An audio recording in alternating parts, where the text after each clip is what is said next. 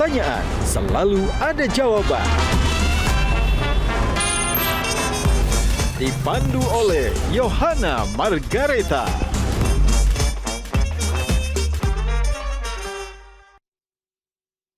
Dipersembahkan oleh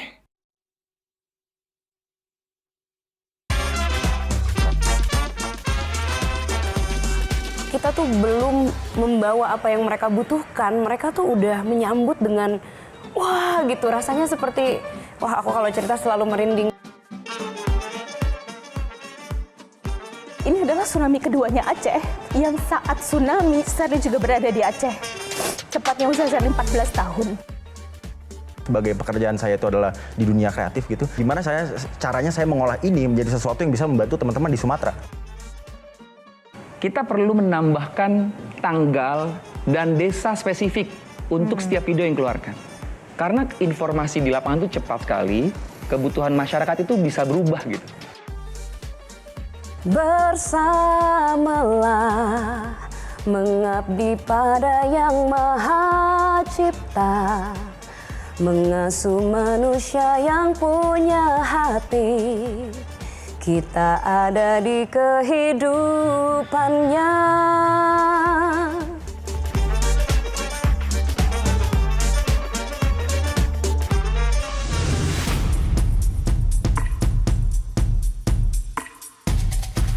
Gajah Duduk dipilih karena keunggulan dalam berinovasi, sehingga melekat di hati masyarakat secara turun-temurun. Perkembangan sarung sedemikian pesatnya, hingga sekarang tidak hanya digunakan pria sebagai outfitnya, tapi juga wanita di segala suasana. Sarung Gajah Duduk menawarkan kenyamanan yang sesungguhnya. Gajah Duduk hadir di setiap momen terbaik Anda. Sesuai dengan tagline kita, sarung Gajah Duduk adalah legenda Nusantara. Sarung adalah budaya kita, sarung adalah Indonesia.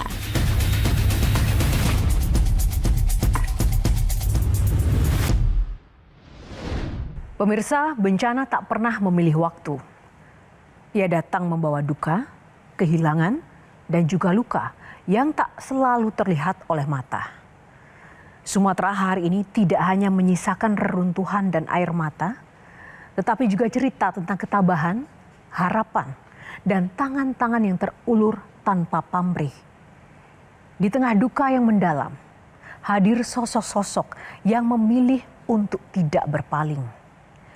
Mereka datang, mendengar, memeluk, dan berdiri bersama. Karena Sumatera, never walk alone. Malam ini di Q&A, kita akan mendengar kisah dari mereka yang turun langsung ke lokasi bencana. Lebih dari sekedar cerita duka, karena ini adalah refleksi tentang empati, solidaritas, dan juga tanggung jawab kita sebagai sesama manusia. Langsung saja, kita akan sambut sosok-sosok luar biasa pada malam hari ini. Fahri Amirullah, Axel Christian, Shirley Anavita, dan one and only Andin. Tepuk tangan lebih meriah lagi teman-teman. Shirley apa kabar? Saya akan duduk ke Andin. Apa kabar teman-teman? Axel apa kabar? Silahkan duduk semuanya. Sekali lagi dong, tepuk tangan buat para pahlawan bencana kita. Silahkan duduk teman-teman. Kami mengucapkan terima kasih ya, karena teman-teman di lapangan kita pantau dengan segala macam aktivitas dan juga kegiatannya sangat luar biasa membantu saudara-saudara kita. Dan tentu saja itu mewakili kita semuanya yang mungkin tidak bisa ke sana ya, seperti itu. Dan di Q&A malam ini kami ingin mendengarkan langsung apa sebenarnya menjadi panggilan hati dan bagaimana sih situasi yang ada di lapangan. Tapi seperti biasa saya ingin menyampaikan satu hal dulu, kita akan berbincang dan sekaligus juga membuka box di dalamnya. Nanti kita akan mendiskusikan banyak sekali tema-tema sesuai dengan box yang kita pilih. Mungkin Shirley boleh mewakili, pilih box nomor berapa, Shirley? Shirley pilih box nomor 2. Oke, kita akan buka box nomor 2. Sumatera never walk alone. Tepuk tangan untuk Sumatera. Saya ingin bertanya untuk semuanya dulu. Mungkin bisa dari Andin, Shirley, Mas Fahri, dan juga Axel. Momen apa yang membuat teman-teman berpikir, saya harus ke Sumatera, saya harus menyalurkan langsung bantuan ke sana? Mungkin dari Andin dulu. Semenjak terjadinya bencana Sumatera ini, memang aku dan teman-teman berinisiatif untuk mengumpulkan donasi. Jadi kami membuat galang dana. Tapi waktu itu aku berpikirnya daripada aku bikin sendiri, mungkin akan lebih punya gulungan bola salju yang lebih besar ketika melakukannya bersama teman-teman. Jadi sampai hari ini aku membuka peran donasinya itu dari teman-teman penyanyi yang namanya Vibrasi Suara Indonesia. Kemudian ada juga grup aku yang satu lagi namanya Hara. Jadi dari dua kanal tersebut gitu aku membukanya. Dan pada saat itu hanya satu yang ada di pikiranku, bahwa sepertinya memang harus ada perwakilan gitu ya dari kedua galang dana ini untuk ke Sumatera supaya satu, memastikan, kedua aku juga berharap semoga dengan kehadiranku di situ gitu ya, aku bisa membawa sedikit bahagia gitu ke masyarakat di sana.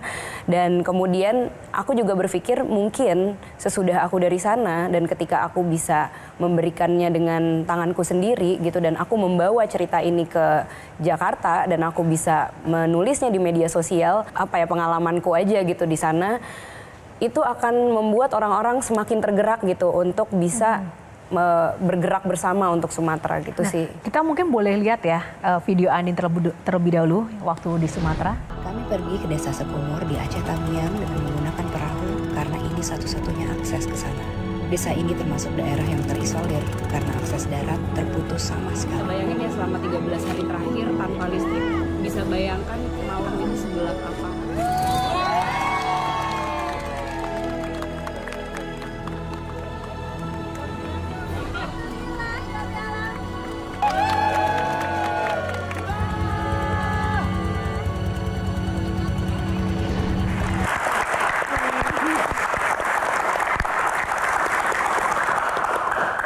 Cukup berasa ya di sini ya. Apa yang Andin rasakan waktu di sana? Ketika langsung datang bertemu dengan mereka. Aku jujur speechless sih. Karena apa yang aku lihat di sosial media ternyata benar dan bahkan lebih parah dari yang aku bayangkan lah gitu kondisinya pada saat itu gitu ya. Waktu itu kita berencana untuk ke Aceh Tamiang kotanya. Tapi kemudian akhirnya di tengah jalan kita mencoba untuk datang ke daerah lain karena katanya daerah ini memang belum mendapatkan bantuan sama sekali gitu. Maka kita waktu itu ke Desa Babo. Dan di sana begitu kita datang, mereka tuh bener-bener padahal waktu itu sebenarnya aku tuh belum banyak membawa bantuan karena niatnya memang karena itu masih ibaratnya membuka jalur baru gitu ya. Kita justru kepengen tahu mereka tuh butuhnya apa. Sehingga tim yang di Medan bisa beli, kemudian bisa langsung dikirim besokan paginya gitu. Jadi kita pengen tahu dulu nih, jadi bawa bantuan seadanya, kemudian kita pengen tahu apa yang mereka butuhkan. Tapi bahkan kita tuh belum membawa apa yang mereka butuhkan, mereka tuh udah menyambut dengan wah gitu. Rasanya seperti, aku kalau cerita selalu merinding karena di malamnya Fahri sempat berkontakan dengan orang-orang di sana. Mereka bilang, "Bang, kalau bisa datangkanlah public figure ke sini gitu supaya kami lupa bahwa rumah kami hanyut." Dia bilang gitu. Nggak sengaja, sebenarnya tidak direncanakan juga, kok ya kita putar arah gitu ke desa tersebut gitu. Jadi begitu akhirnya kami datang, itu mereka bener-bener wah seneng banget. Dan aku tuh kan ketemu sama banyak sekali keluarga di sana. Terutama para ibu. Aku tahu bahwa sebagai ibu, aku tahu bahwa ibu itu adalah garda terdepannya sebuah keluarga gitu. Yang kalau rumahnya masih ada, dia tuh akan jagain rumahnya gitu. Gimana caranya supaya rumah ini tetap hangat, makanannya tetap ada, anaknya bisa tidur nyenyak, suaminya bisa pergi kerja dengan baik gitu. Nah ini ketika rumahnya nggak ada, dia kan tetap harus menjadi garda gitu kan. Jadi yang aku lakukan ketika aku nyampe ke Babo itu aku pelukin satu-satu ibunya. Aku biarkan diriku untuk menjadi telinga untuk mereka. Jadi mereka mau curhat apa aja ke aku terima gitu. Aku memang udah nyiapin mental untuk itu, nyiapin hati supaya mereka apa ya, aku bisa jadi bejananya mereka lah gitu untuk bisa meluapkan emosinya mereka gitu, dan itu yang terjadi pada saat itu. Selain aku memang bernyanyi bersama anak-anak di sana. Iya, dan katanya juga ada lagu yang dinyanyikan di campaign tentang HARA ya. Mungkin bisa diperdengarkan untuk kita semua. Oke. Jadi kalau tadi aku cerita, jadi sebenarnya untuk galang dana selain bersama Visi Vibrasi Suara Indonesia, aku galang dana bersama HARA. Jadi HARA itu isinya tuh ada aku, ada Rosa, Titi DJ, Meli Guslau, Syahrini, Krisdayanti, dan ini diinisiasi oleh Rinaldi Yunardi. Setiap orang-orang yang ada di HARA ini, kita tuh mewakili elemen-elemen yang ada di bumi.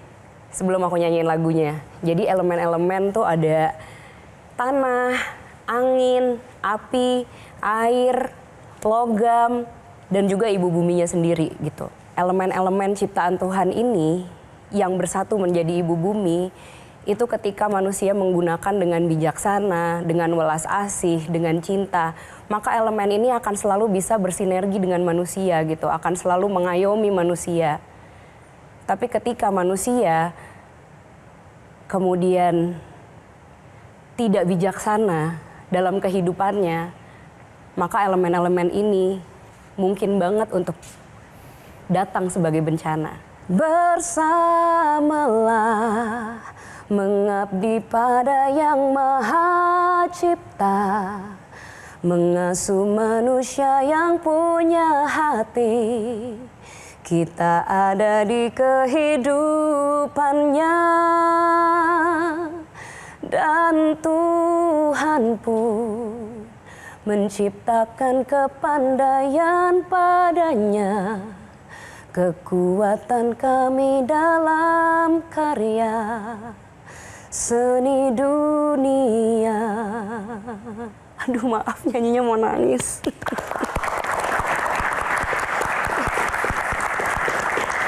Thank you, Andin. Kita mau ke Shirley terlebih dahulu, tapi sebelum saya tanya ke Shirley, kita mau lihat video Shirley juga yang kemarin juga sempat di lokasi ya, Shirley? Ya.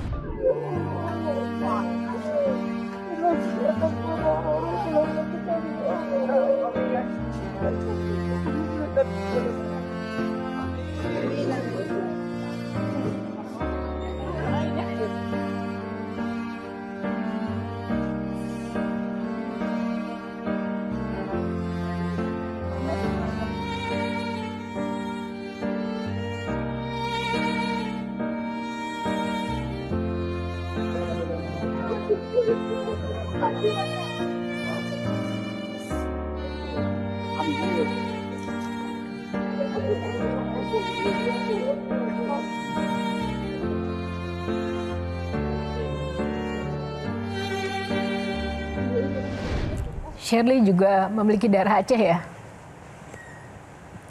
Boleh. Shirley lahir dan besar di Aceh, Mbak Yu. Ibu Shirley masih di Aceh, tepatnya Aceh Utara. Hari ketiga, hari keempat, Shirley nggak dapat kabar dari ibu. Gusar, Shirley pribadi gusar. Karena 5 hari sebelumnya, sebelum kejadian, ibu Shirley nanya, di Jakarta baik-baik aja kan? Karena di sini udah 4 hari berturut-turut hujan deras. Jadi ketika hari selanjutnya nggak bisa dihubungi, itu saya digusar. Beberapa wilayah terisolir dan tidak bisa mengirimkan informasi keluar. Saya harus mengonfirmasi ketika hari ke-10 Shirley pulang benar adanya. Dan Shirley mengonfirmasi satu statement dari Gubernur Aceh yang disebut oleh Mu'alim, ini adalah tsunami keduanya Aceh, yang saat tsunami Shirley juga berada di Aceh. Tepatnya usia Shirley 14 tahun. Yang ingin Shirley highlight adalah bahwa video tadi, mereka nggak tahu sebetulnya apa yang terjadi.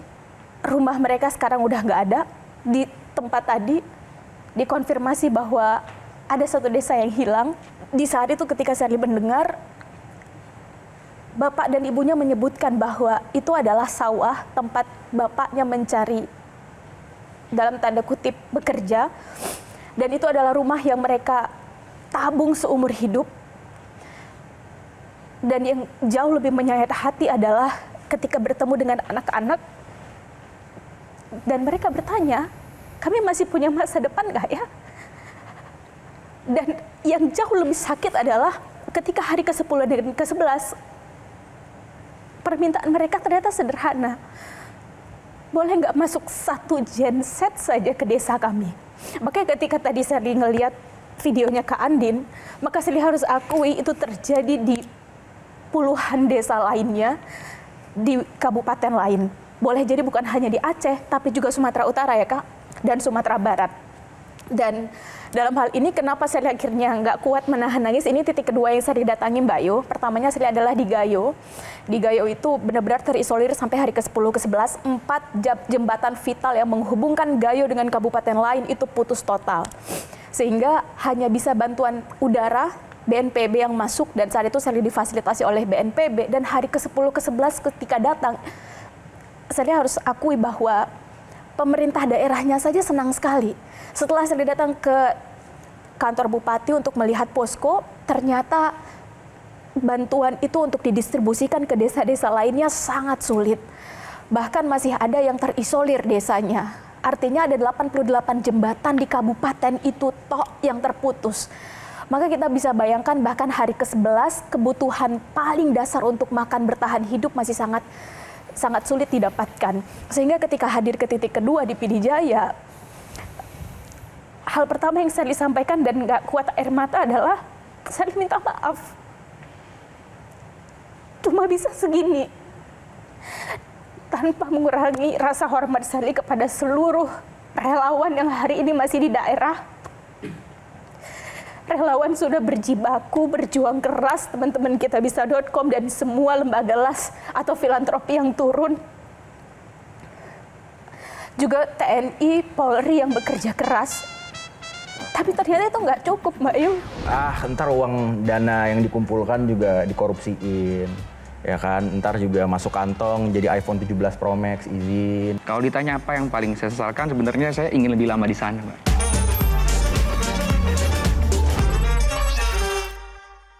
Dipersembahkan oleh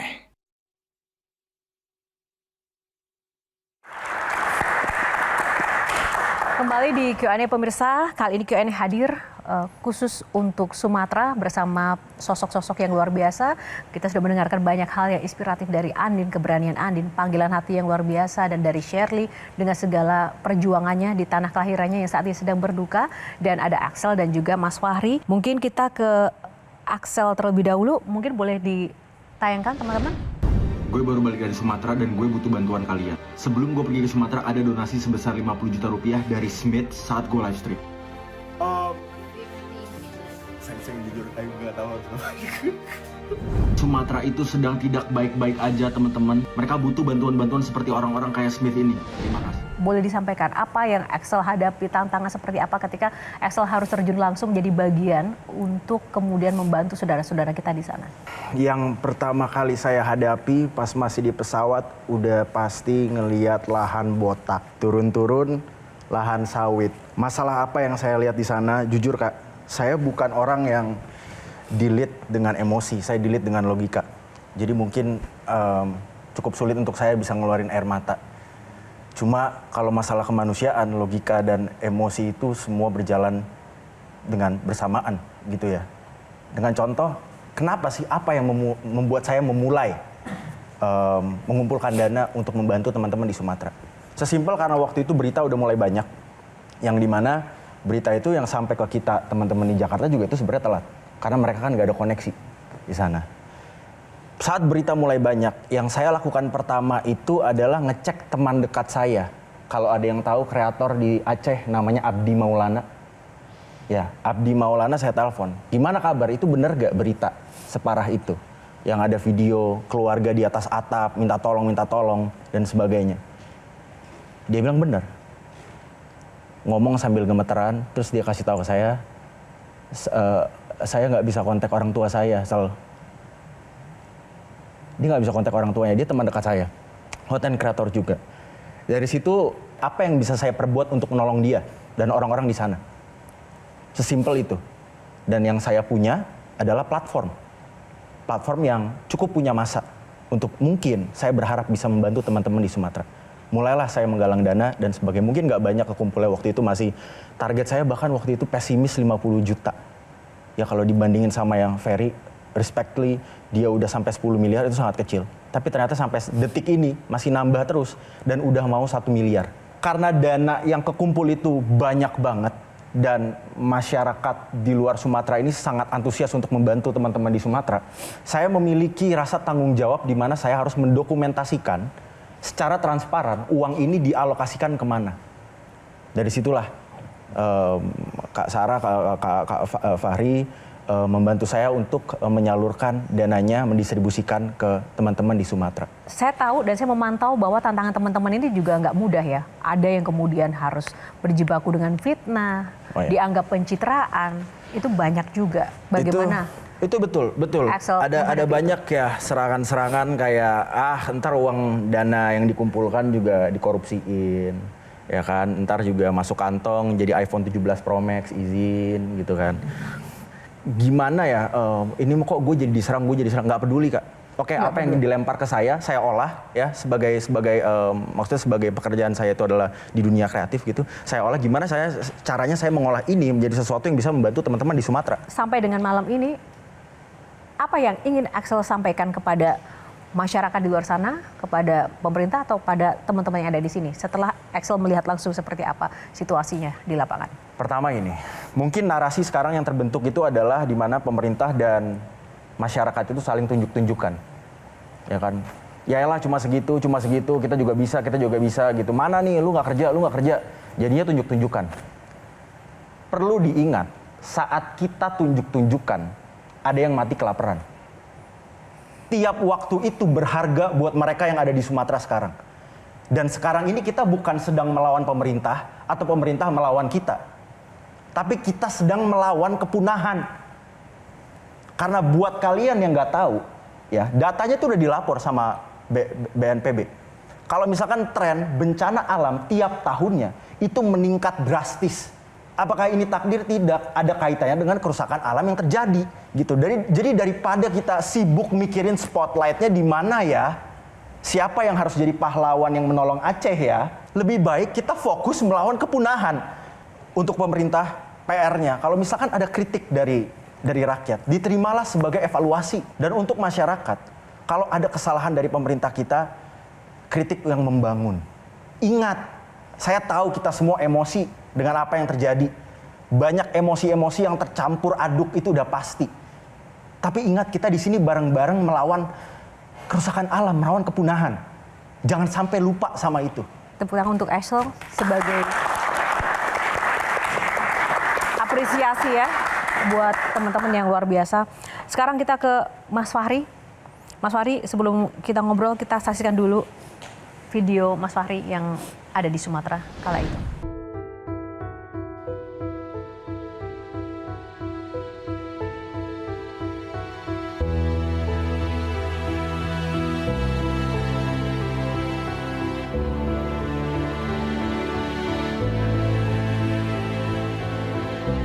Tadi ada hampir 49 jalur titik longsor. Sehingga desa-desa di sekitar danau ini aksesnya terputus. Ini tuh dari pertama kejadian banjir sampai sekarang belum ada listrik dan belum ada internet juga. Jadi ini internet pertama di Kecamatan Tamiang Hulung ya, alhamdulillah. Mas Fahri, sampai dengan malam ini, hal apa yang paling Mas Fahri resahkan dan tidak bisa membuat Mas Fahri ini hidup tenang setelah pulang dari Sumatera? Sebenarnya peran saya di sana memastikan galang dana yang ada di Kitabisa tersalurkan dengan tepat.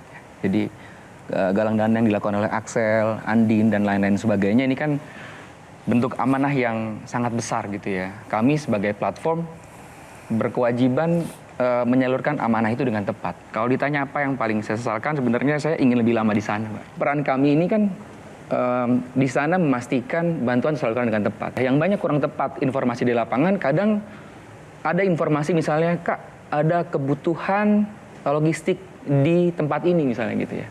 Nah, Yang lebih tepat sebenarnya berdasarkan pengalaman kami di 10 hari di sana gitu ya. Harusnya itu ada kebutuhan di desa ini tanggal segini.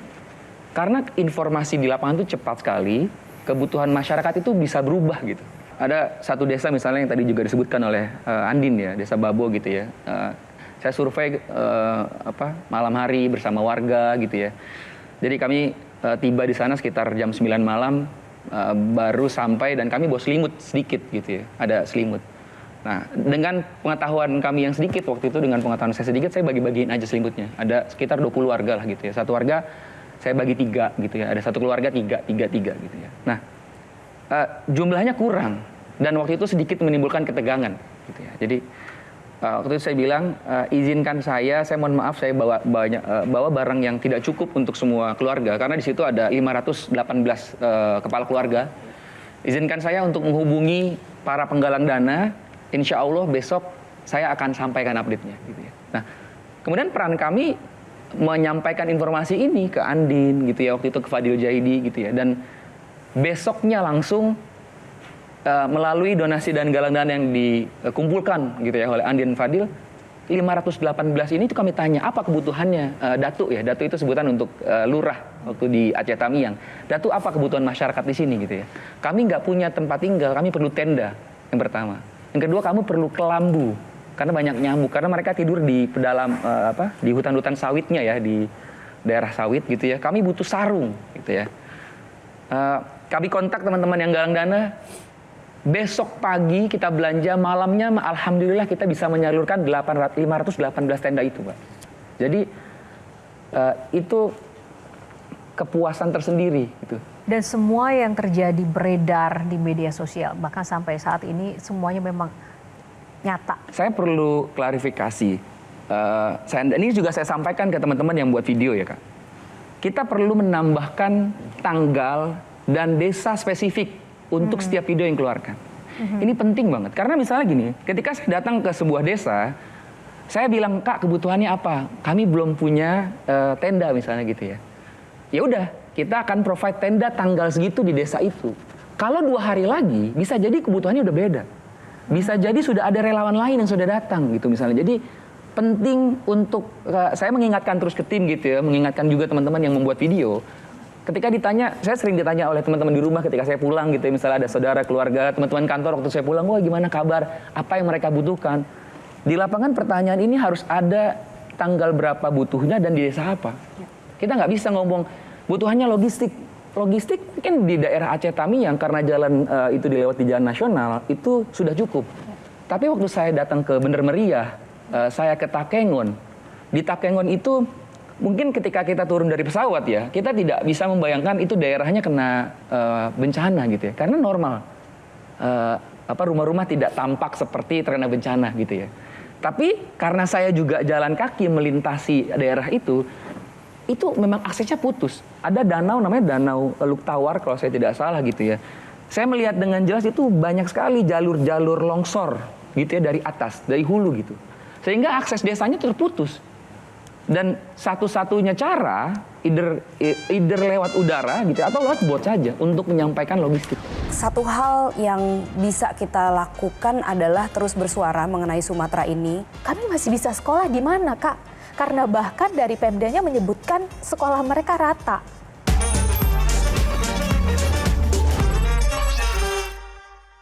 Dipersembahkan oleh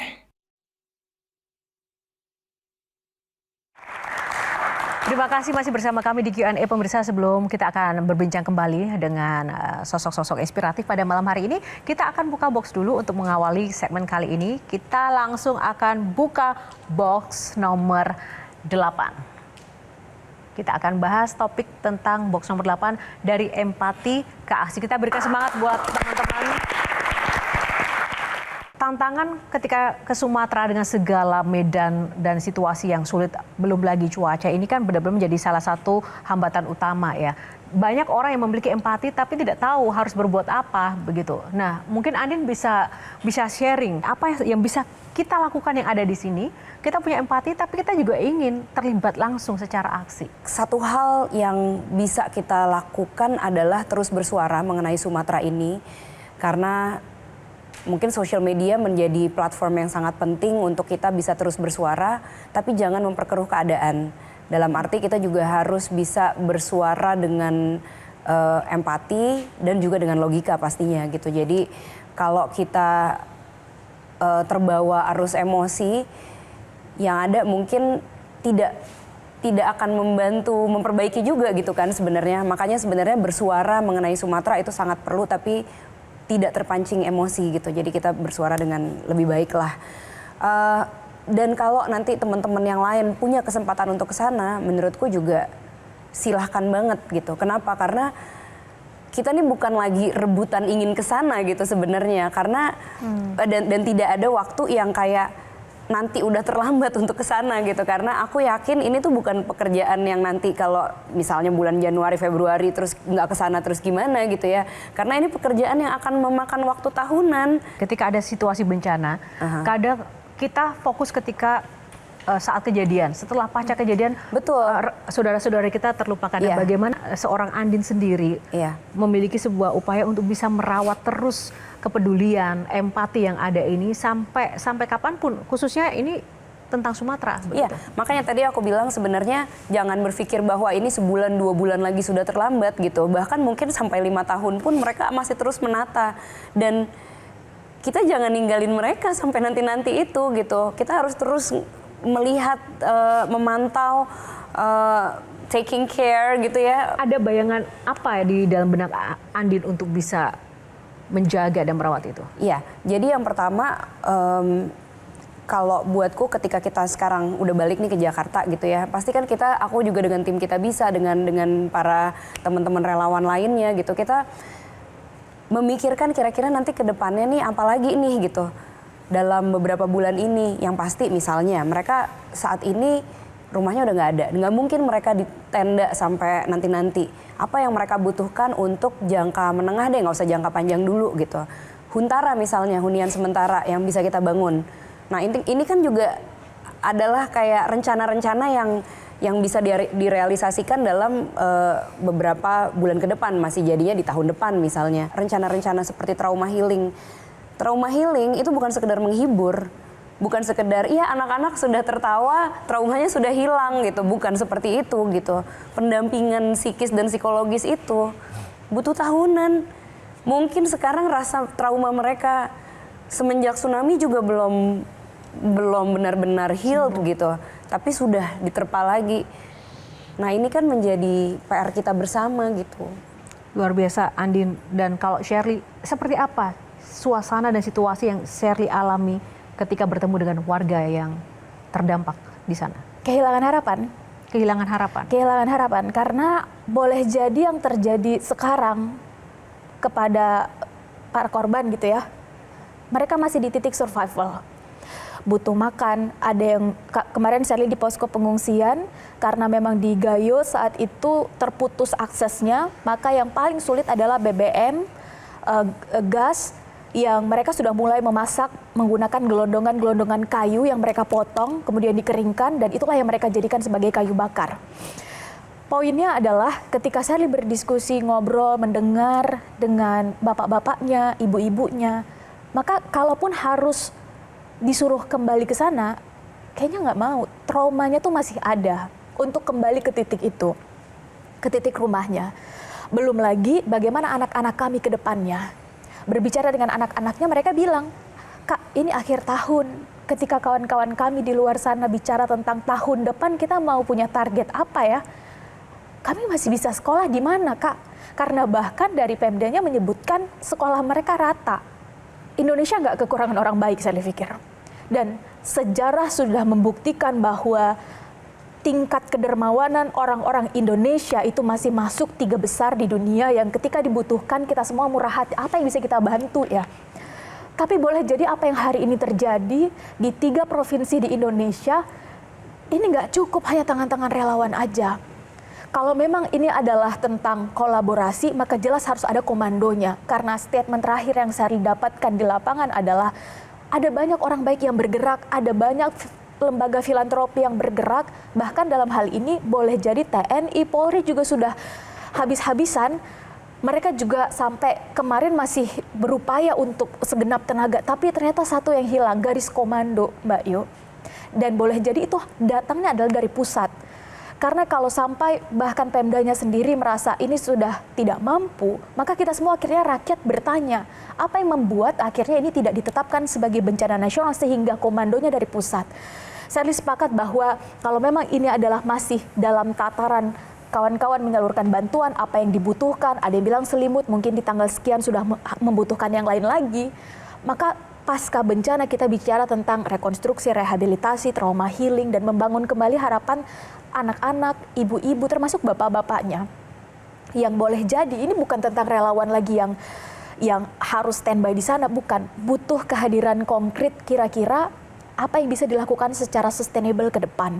Dan Sally mungkin dalam hal ini tidak menyebut brand apapun, kalau sampai relawan yang berpikir untuk ide dan gagasannya gimana kalau cabai ini kita jualkan di luar pulau sana, pertanyaannya adalah kalau ini adalah tentang pengembalian kehidupan ekonomi sosial masyarakat dipikirkan oleh relawan, maka kita tahu ada spot kosong yang kemana pemerintah. Maka dalam hal ini, tanpa bermaksud untuk melihat ini A, ini B, ini menjadi tanggung jawab kita semua. Kita semua butuh untuk saling berpegangan tangan jelas. Apa kabar pendidikan di Sumatera? Bencana ini tuh sebarannya luas sekali. Tetap kritis, tetap hidupkan logika akal sehat kita. Jadi yang bisa kita lakukan sebenarnya semuanya adalah gandengan tangan.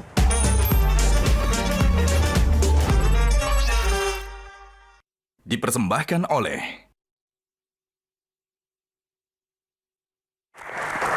Kembali di Q&A, saya pengen ke Axel, nanti akan kembali lagi nggak ke Sumatera dan apa yang akan dilakukan ke depan? Akan, udah pasti karena masih ada banyak dana yang terkumpul, itu masih banyak dari link Kita Bisa di saya. Dan saya merasa punya tanggung jawab untuk mendokumentasikan secara transparan uangnya ini dikemanakan. Gitu. Dan kalau misalkan visi ke depannya, jujur, salah satu concern yang nyentuh ke saya itu adalah apa kabar pendidikan di Sumatera kalau keadaan sedang seperti ini. Dan saya berniat sekali, mungkin kalau ntar Kak Fahri juga mengizinkan, ingin menggalang lagi donasi untuk pendidikan darurat di sana. Yang di dalamnya terinclude mungkin mitigasi dalam edukasi lingkungan dan gaya hidup yang lebih ramah lingkungan. Nah, Axel, bagaimana sih kemudian meramu, memaintain sebuah spirit menjadi sebuah campaign untuk bisa sampai ke hati masyarakat atau ajakan-ajakan itu tuh tipsnya gimana sih, triknya gimana sih? Shockingly ya Kak, saya nggak punya rencana, itu satu. Saya nggak tahu caranya gimana. Yang saya pikirkan hanya transparansi. Dan mengejutkannya dengan transparansi, orang-orang tertarik. Menurut saya pribadi itu menjadi sebuah gambaran atau pelajaran untuk saya di mana mungkin emang transparansi itu kurang. Tantangan yang paling besar yang kamu hadapi selama aksi sosial kamu ini apa sih? Tantangannya itu lebih ke saya hadir sebagai relawan. Saya harus keep remind myself kalau saya hadir sebagai relawan. Dan kalau saya berucap yang mungkin melewati batas atau gimana, yang dirugikan itu bukan saya doang, tapi orang-orang yang sudah mempercayakan banyak hal kepada saya. Kalau Mas Fahri ke depan, yang tercepat apa yang akan dilakukan? Kita sebagai platform masih terus berupaya memastikan donasi-donasi dari public figure, dari semua yang terkumpul ini tepat sasaran gitu ya. Cuman yang ingin saya sampaikan kaitannya dengan bencana ini, tadi juga saya disampaikan Kak Shirley ya. Ini kan disebut sebagai tsunami kedua. Yang banyak masyarakat tidak tahu gitu ya, adalah bencana ini tuh sebarannya luas sekali gitu ya. Jadi teman-teman tidak bisa membayangkan, oh mungkin yang banyak teman-teman lihat di Instagram itu Aceh Tamiang misalnya gitu. Aceh Tamiang hanya satu kota dari banyak sekali kota yang terdampak.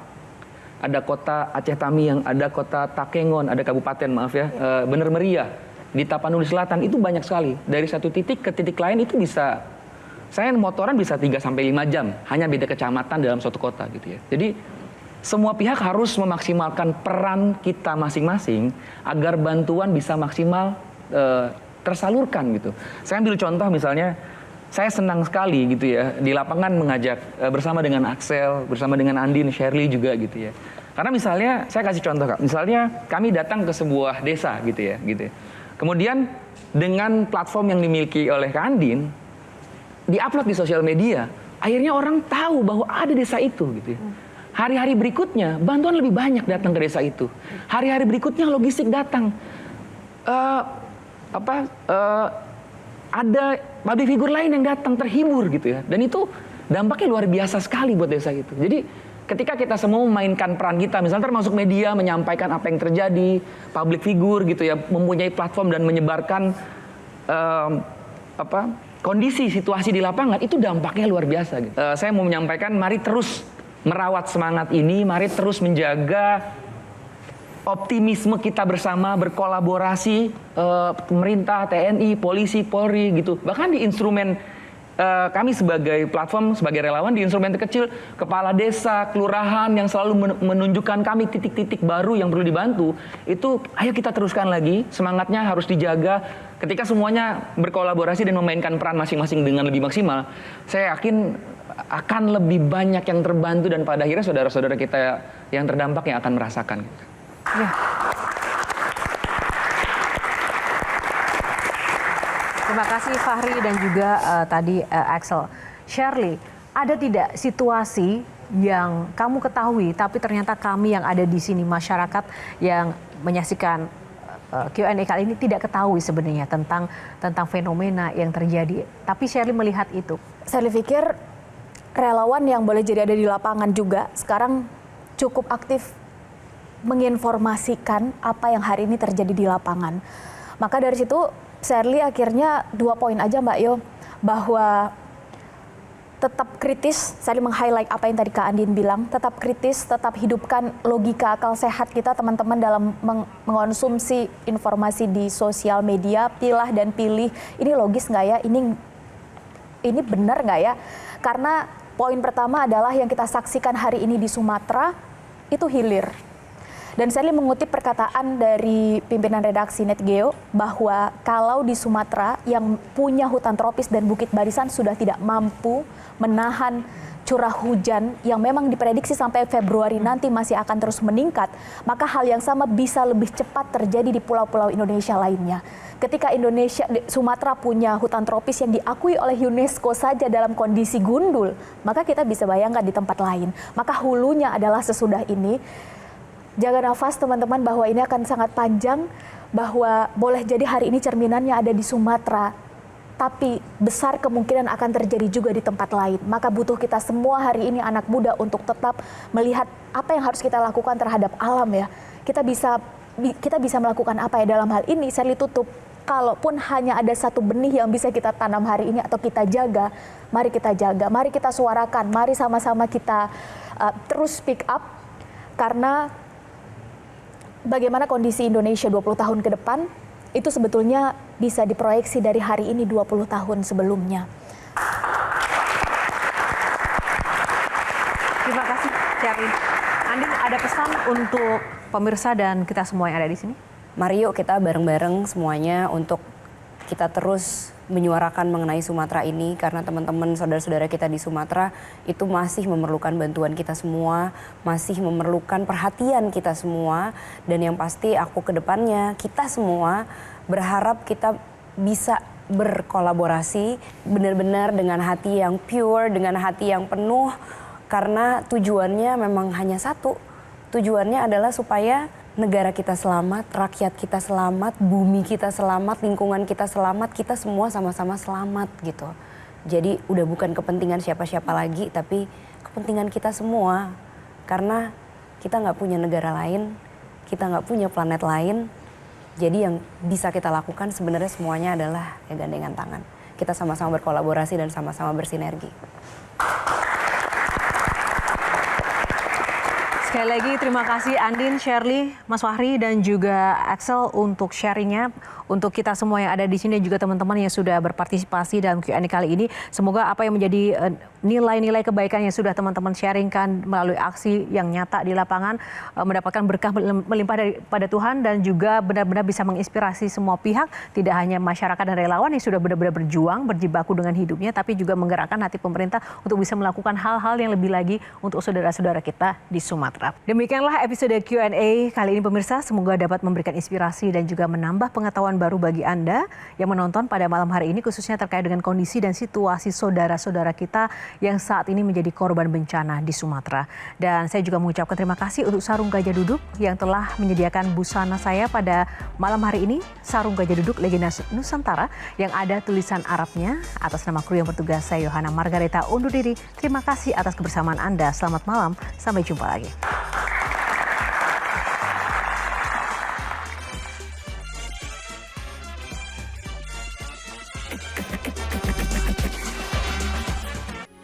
Metro TV. Pertanyaan selalu ada jawaban. Dipandu oleh Yohana Margareta.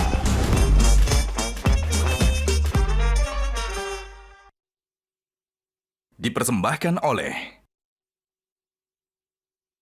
Download Metro TV Extend sekarang.